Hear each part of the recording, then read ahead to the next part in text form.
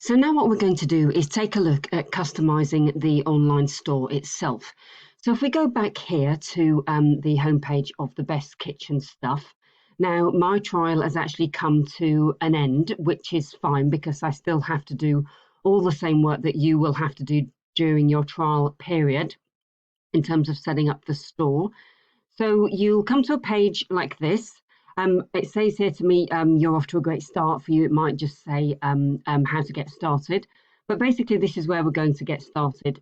So as you can see here, it says add product. Now, we're not at the stage where we're adding any products yet. We will be customizing the theme itself in the next video and looking at domains. Obviously, we've already set up payments, but we'll be looking at domains as well in the next video. So first of all, if we just go over here to online store, and this will bring us to here, it says themes, and we've got our menu down the side here. So we'll go through these one by one. First of all, it says that your online store is password protected. Now, obviously you can lift that when you're at the stage where you are ready to reveal your store to the world and start marketing it. But at the moment, nobody can actually come and get into that store. So they can't see it being built. They can't see anything at the moment. There is a place that will be able to customize, like a kind of an under construction page, but we'll look at that in a short while. But for now, just know that nobody is seeing, even if your store goes live, nobody can actually see it until you've actually taken that password protection off it. So what Shopify does is they have a number of free themes. They also have paid themes, but I wouldn't suggest looking at any paid themes just yet because we want to really start with simplicity, to be honest. So what I suggest is that you just stick with what they've suggested. So the debut theme is a free theme, and it's been designed to actually work with any kind of products. Like I said, you can change it at a later date, but I have been with the same theme since I started my own online store, Mercury Girl, and I'm quite happy with that because you can have lots of little add-ons that will, kind of make it work more smoothly as you go along, and you can tweak and change little bits here and there as you go along. But you don't necessarily need to start out with a paid-for theme. So we're just going for the debut theme, and we'll look at customizing that in the next video. So here we have a number of menu items here. Themes is where we are already. It just gives you a little bit of a snapshot there. If we go down, like it says you can explore free themes. You can have a look. So there are the 3 free themes there, and then there's the theme store where you can go and just have a look. If you feel like you just want to explore what kind of themes are on offer, then you can go and have a look. But as I said, we're going to stick with the debut theme. So if we just go down here, it says blog posts. Now, we're not going to start doing a blog just now, but obviously I would suggest that with your store, you do actually have blog posts. Even if you only post once a week, you don't necessarily have to post every day. But obviously, Google loves fresh content on your site, and a blog is a great way to obviously show to Google that this is a very active site and a very popular site as well, because obviously people will be coming to your store, people will be coming to the blog, and so on, and it strengthens your brand. But we're not going to create a blog post right now. We go down to the next page or the next item. So it will say add pages to your online store. Now, obviously, we're going to be adding quite a few pages, including shipping pages and so on. But let's just say, for example, we want to add our first page.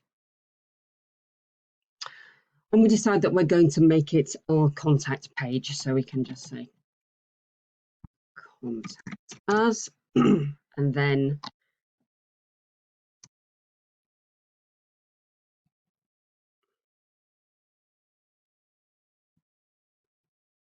reach out to us on, and then you can just put your email address. So I have used one of my email addresses that I already had set up. Now, what I will say is that you can change this, because what I will suggest is that you do actually have, at some point in the process, have a custom domain, and they tend to cost you anything from 11 to maybe 15 or 16 pounds a year.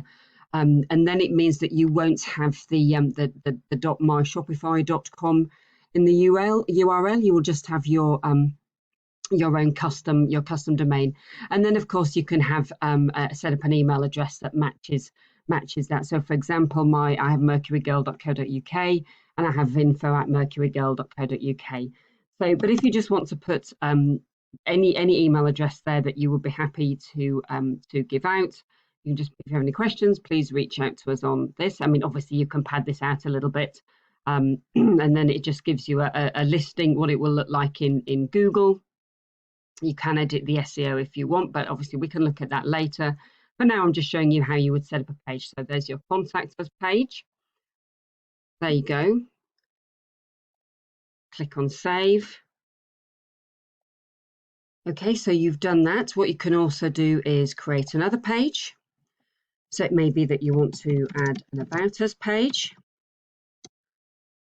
And this may be just something quite simple, which you can develop and tweak as you go along, as we go through this process. But I might just want to say best kitchen stuff. The best kitchen stuff is a UK-based store bringing you the most useful and most exciting kitchen gadgets and tools you've ever seen. Okay, so we can just leave it at that. There again, there's a little preview of what it would look like in the search engines. So then we just click on save again.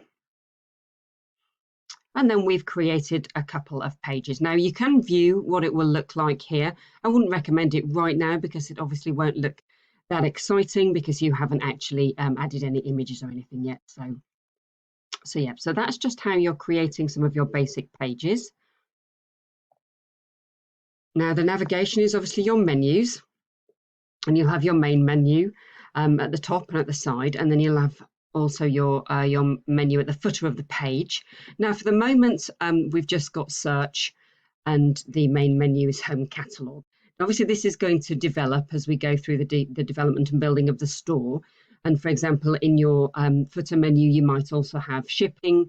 You might have a link to your privacy policy as well. So there are other items we can add to the menu, but for now we're not going to do that. So, and if you did that, you can add your menu items here.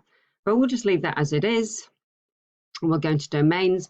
Now at the moment, the domain is thebestkitchenstuff.myshopify.com, and some people actually don't ever change that, whereas I think you really should do, to be honest. It's really important to do that, to give it a uniqueness, even if of course it says at the bottom of the page that the store's built on Shopify. At least it doesn't say it in the URL.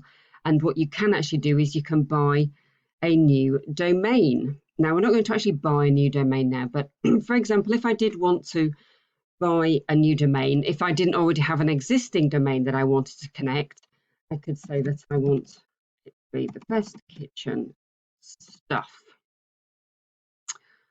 Okay, well, unfortunately, the bestkitchenstuff.com is unavailable. So there are another number of extensions. It may well be that I could find the .co.uk, but I would always recommend having a .com, to be honest, even though my Mercury Girl store is actually .co.uk. But I would recommend having a .com if you're doing drop shipping, because you're shipping worldwide. But you could always have the bestkitchenstuff.shop. I could see what happens if I have bestkitchenstuff.com. That may be unavailable as well. Aha. So that tells me that I may well have to slightly change my name of the store. But I can do that. I don't have to worry about it right now. I can call it a different name entirely. But anyway, this is where you would buy your domains, and then just click on buy, and it would take you through that process. And then when you go back, the new domain that you bought would actually be there, and then you'd be able to connect it up. So that's just a little bit about domains. And then if we go to preferences, now obviously here we've said already that this online store is password protected. Now if we go a little bit further down, we can disable that here. So there is a password that has already been set automatically. And what I can put here is a message for my visitors. So I can actually say, exciting new kitchen store coming soon. Please be patient whilst our site is under construction. Okay, so we can have that as our message. I'll save that in a little minute. Okay, so this is your homepage title. Now, obviously, I might be thinking about changing the name of my store, given the fact that my domain, the domain I want, might not be available. But just for the sake of showing you how to do this, I'll leave it as the Best Kitchen Stuff. If I decide that I'm just going to have it very UK focused, I can say the Best Kitchen Stuff UK, for example. And then this is just the meta description is just basically that snippet that's going to show up in Google. So as it says there, enter a description to get a better ranking on search engines. So rather than Google just pull something in randomly from the homepage of your store, it's better to actually put a description in for search engine optimization purposes.